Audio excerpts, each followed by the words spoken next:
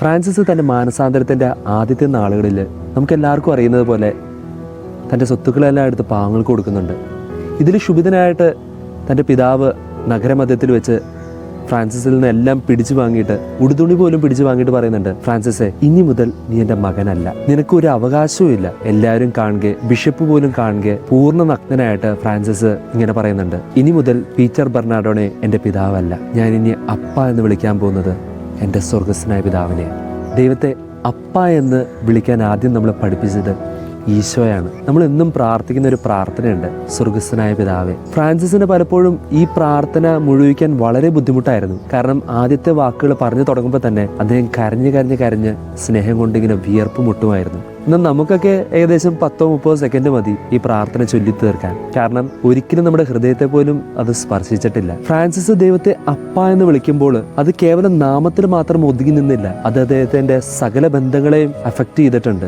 ദൈവത്തെ അപ്പ എന്ന് വിളിച്ചപ്പോൾ ഈ ലോകത്തിലുള്ള സകലരും അദ്ദേഹത്തിന്റെ സ്വന്തം സഹോദരനും സഹോദരിയുമായിട്ട് മാറി. കുഷ്ഠരോഗികൾ മുതൽ സിംഹക്കുട്ടികൾ പോലും അദ്ദേഹം സ്വന്തം സഹോദരങ്ങളായിട്ട് കണ്ട് ഇങ്ങനെ സ്നേഹിക്കുന്നുണ്ട്. നമ്മുടെയൊക്കെ ബന്ധങ്ങളെ ഒന്ന് വിലയിരുത്തണം. നമുക്ക് ആർക്കെങ്കിലും ആയിട്ട് അകൽച്ചകളും വിഷമങ്ങളൊക്കെ ഉണ്ടെങ്കിൽ ഓർക്കണം, ദൈവവുമായിട്ടുള്ള ബന്ധത്തിൽ എവിടെയൊക്കെ വലിയ വിള്ളലുകൾ സംഭവിച്ചിട്ടുണ്ട്. ഫ്രാൻസിസ് തൻ്റെ ലെറ്റേഴ്സിൽ ഇങ്ങനെ എഴുതാറുണ്ട്, the Lord gave me brothers.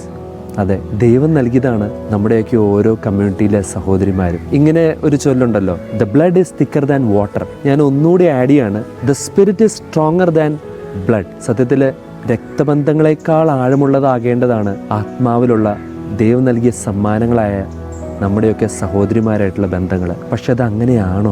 നമ്മുടെയൊക്കെ സന്യാസ ഭവനങ്ങൾ ഒരുമിച്ച് താമസിച്ച് പക്ഷെ ഒരിക്കലും പരസ്പരം മനസ്സിലാക്കാതെ, പരസ്പരം സ്നേഹിക്കാതെ, അവസാനം മരിക്കുമ്പോൾ ഒരു തുള്ളി കണ്ണുനീര് പോലും പൊഴിക്കാതെ കടന്നു പോകുന്ന ഭവനങ്ങളായിട്ട് മാറുന്നുണ്ടോ? ഒന്ന് സ്വയം വിലയിരുത്തണം.